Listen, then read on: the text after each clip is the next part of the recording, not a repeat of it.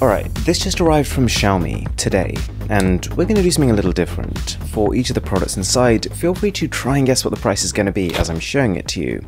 You might be quite surprised. Right at the top, before we get to the meat of the package, is the Redmi Go. This is a smartphone released by the company at the beginning of the year, but it was kind of a silent release. They didn't make a massive deal about it.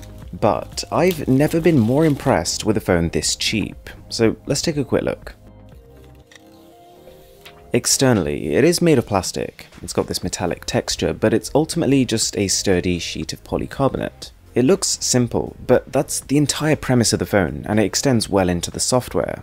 They've bundled in apps like Facebook Lite, like YouTube Go, apps that are designed for areas where you maybe don't get really strong, reliable data connections. And YouTube Go, for those of you who don't know, is a really cool app. It basically lets you just download the videos you want to watch on the go. Alright, what are the specs? What is the price? It's got a 720p HD display. It's powered by the mid-range Snapdragon 425 chip, which does keep things going along very smoothly. And something that's actually a positive here is a 3000 mAh battery, which with a screen like this and specs like this, keeps it going for a long time. And the price of all this, £49 or $60. I was blown away. Before we get to the main event here, we've got one product that I kind of love and another one that I kind of hate. So this right here is, wait for it, Xiaomi's aluminium alloy mouse mat. We've also got Xiaomi's wireless Bluetooth mouse, and these two products, they look like they were completely made for each other, right? Well, the mouse at least is amazing. This is one of my favorite wireless mice. It's low profile, it's curved so that it fits your hands really nicely. It's got these soft touch buttons and the scroll wheel is really smooth. For less than $20, it is an absolute steal. I couldn't recommend this product more. Then we've got the mousepad, and I was skeptical but hopeful. On one hand, why on earth would you want one like this? But on the other hand, surely they must have had their reasons. In the end though, this one is a no. There is just way too much friction and it makes so much noise. I've been really excited to test out these next two products. Xiaomi doesn't release a lot of tablets, but the ones they do definitely make an impact. First things first, the Mi Pad 4. It's an 8-inch tablet, and you can tell there is some bezel here, but at the same time, the fact that it's not huge, and the fact that it's got these pretty significantly curved corners, I think lends it a modern touch. I do like how it almost feels like you could slip it into a pocket. Although it actually is a lot bigger than most smartphones, the weight is distributed across a much wider area, so you don't feel it as much. It runs on the pretty powerful Snapdragon 660 chip. It's got a slick, polished UI. This is a massive improvement over Xiaomi's past iterations. I was pretty happy with the screen too. You get a 1920 by 1200 LCD, and all of this is £149 or $189. So if an 8-inch form factor is something that's actually useful to you, then this is some of the most tablets you can get for the money. It gets better. This is the Mi Pad 4 Plus, and it's essentially quite similar to that tablet, but with 3 key improvements. The boxes for these products aren't exactly hugely exciting. You get 10-watt chargers and you get USB Type-C cables, but the tablets themselves are the real priority here.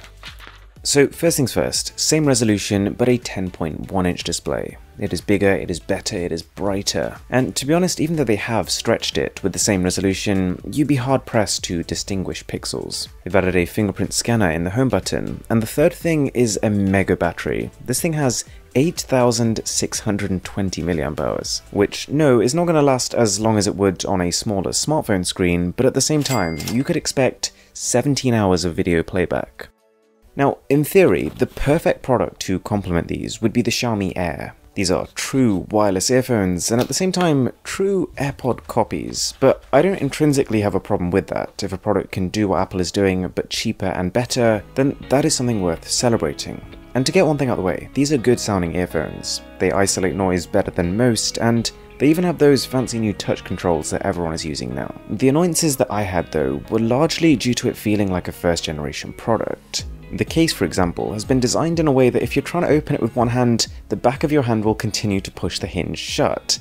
The earphones themselves, they're a little slippery. They don't slide out the case as easily as you'd like. But to be honest, for me the bigger issues were in connectivity. Also, it's not like they're super cheap, so for this kind of price you can do better.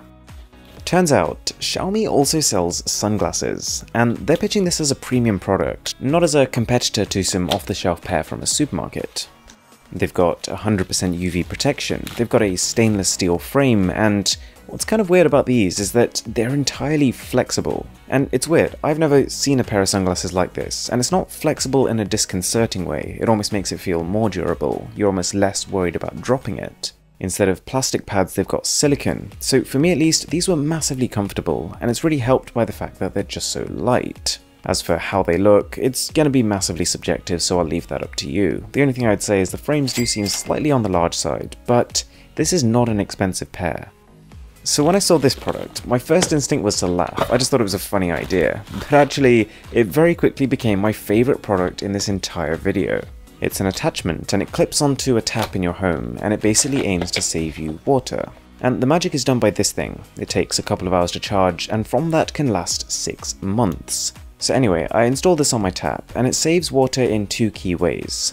It physically reduces the amount of water that can pass through it, but then spreads it out again so it doesn't feel like less. But the coolest part of it is that it now uses infrared to detect gestures to start and stop the stream. So literally the second you stop needing water, you just pass your hand over and it stops. And you could also argue it stops the spreading of germs because you don't need to touch anything. Alright, you might have seen my mystery unboxing from OnePlus video, in which one of the products they gave me was their OnePlus Explorer Backpack, and I really liked that, but it was kind of expensive.